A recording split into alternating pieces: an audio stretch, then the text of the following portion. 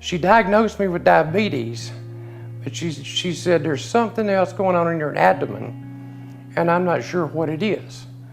And what it was, I had a tumor inside of my abdomen that was cutting off all the fluid passage from all my organs. Said he needs attention immediately. Said he's probably 10 days from passing. I didn't have any insurance. She found a doctor, got a referral to a doctor, Dr. William Polk. He said, yeah, I'll take his case and I'll work with him. I know his insurance needs. I was under the impression from talking to people that this was going to be a 2, max 3-day type ordeal. We get in there and I said, well, Dr. Polk, explain to me exactly what we're going to go through here. And he said, probably 4 hours worth of operation, 4 to 6. Then you'll spend 10, 12, 14 hours in ICU. You'll go to a room. And he said, you'll be there 2 weeks to 2 months. You're going to be down for 8 to 10 weeks. Hit me like a truck. I'm extremely concerned about losing my home, losing my job, losing my girl, losing my life. They took me on the gurney and we was headed into the operating room, and that's when I got it. I felt his hands, and they were right there, and I felt his hands. It was the warmest, peacefullest thing. I ain't never felt nothing like it. And from that moment, I haven't worried. I haven't fretted. This hasn't bothered me. Every situation that I'd ever been in my life, because I was in control, I thought I could get out of. You know what I'm saying? I could run, hide, cheat, steal, do whatever I got to do.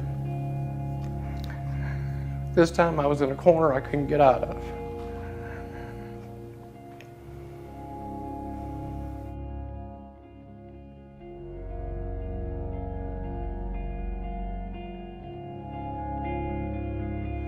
And that was just the start. I still wasn't fully aware of what was fixing to happen in my life, okay?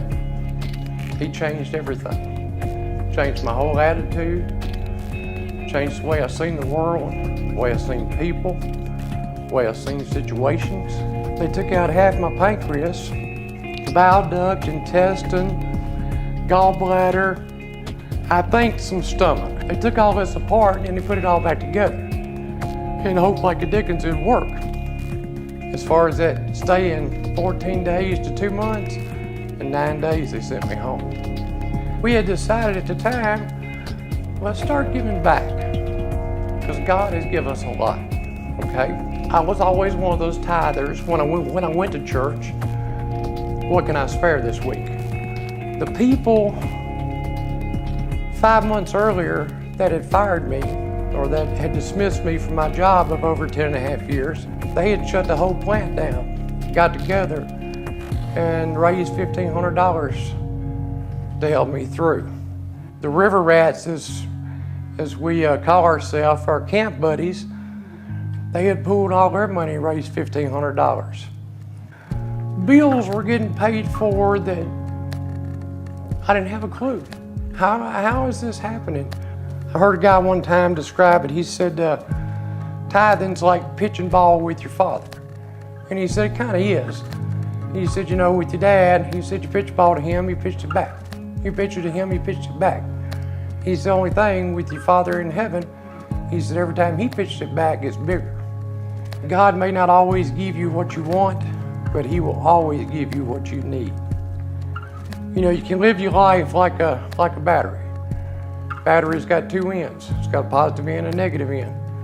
Which side do you want to dwell on? You know, you want to look at life through the negative end of the battery? You want to look at life through the positive end of the battery? Well, I got to choose the positive end, you know. Getting cancer didn't change that. Cancer just reinforced that. You can choose to get up and just be ill. And you can choose to remain to be ill for the whole day if you like. But you have a pretty crappy day when you do that. The positive attitude changes everything. It changes the whole world. It changes the world you live in. It changes everybody around you. God led me to just the most wonderful oncologist I could have ever picked. He set me up on 6 months of intravenous chemo. And then at 6 months, the cancer came back. I said, well, how long? He said 6 months to a year. I said, well, my wife gets crying, my mom gets crying, the whole bit. And I kept telling him, I said, this is gonna be okay.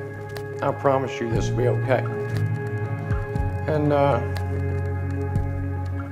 even Dr. Ravsky, he put his hand over on my knee. He said, David, I don't think you understand what I'm saying. We're going on 5 years now, okay? Less than 2% of the people make it with this cancer 5 years. I'm in a win-win situation. As long as I'm here and I get to spend my time with my church family, with my wife, my kids, my mom, and have as good a health as I have, even though right now it's pancreatic cancer, diabetes, and pneumonia. As long as I'm here, hey, that's a win. But in the ultimate win, going home and being in the kingdom of God, that's the ultimate win. So, what a blessing.